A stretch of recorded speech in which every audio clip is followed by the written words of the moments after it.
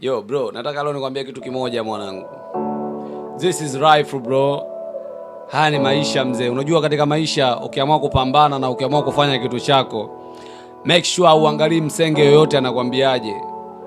Make sure uangalie fala yoyote anakuwekea vikwazo. Usikubali kurudishwa nyuma mwanangu. Kama umeamua kufanya, fanya bro. Usiangalie anayekwambia uache kufanya unachofanya, sio kwamba anaweza kukupa cha kufanya. Sio kila anayekwambia achana na hichi ana nia nzuri kwako.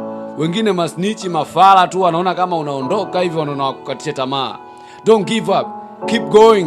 Bro, fanya unachokifanya. Amini katika kitu chako. Amini katika kichwa chako. Kama mkufuru Mungu wala uvunji sheria za eneo husika. Do it bro. Fanya.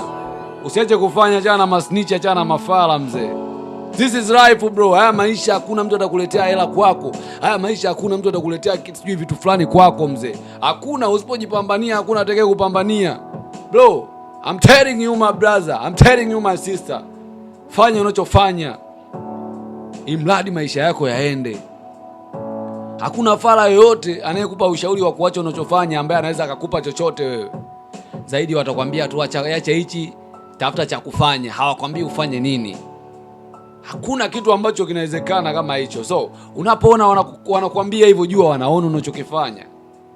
Kuna wengine watakuuliza, sio kila anayekuuliza kwamba unaendeleaje anataka kuona maendeleo yako mazuri. Mwingine anataka kujua, je, alitaka ufeli, umefeli kweli au bado hujafeli, aendelee kukufelisha.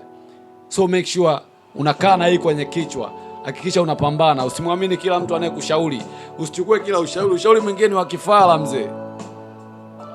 You understand me bro? You understand me?